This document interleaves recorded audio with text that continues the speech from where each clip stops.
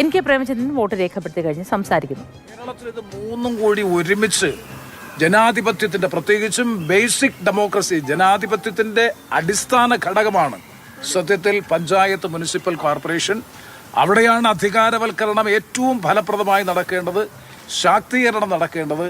അതിനുതകുന്ന നിലയിലുള്ള പ്രവർത്തനങ്ങൾ കേരളത്തിൽ മുന്നോട്ട് പോകാൻ കഴിയണം എന്നുള്ളതാണ് ഈ അവസരത്തിൽ സൂചിപ്പിക്കാനുള്ളത്. വലിയ പ്രതീക്ഷയാണ് ജില്ലയിലും.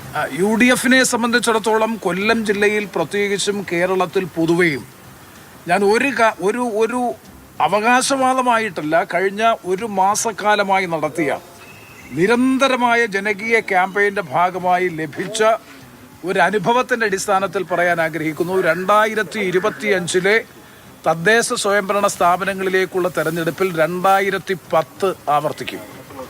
2010 സമീപകാല ചരിത്രത്തിൽ കേരളത്തിൽ UDF 50% തദ്ദേശ സ്വയംഭരണ സ്ഥാപനങ്ങളിൽ അധികാരത്തിൽ വന്നത് 2010.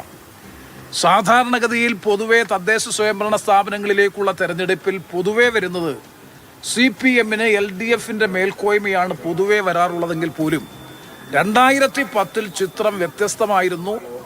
50% തദ്ദേശ സ്വയംഭരണ സ്ഥാപനങ്ങളിൽ UDF ആധിപത്യം നേടി ഭരണത്തിൽ വന്നു.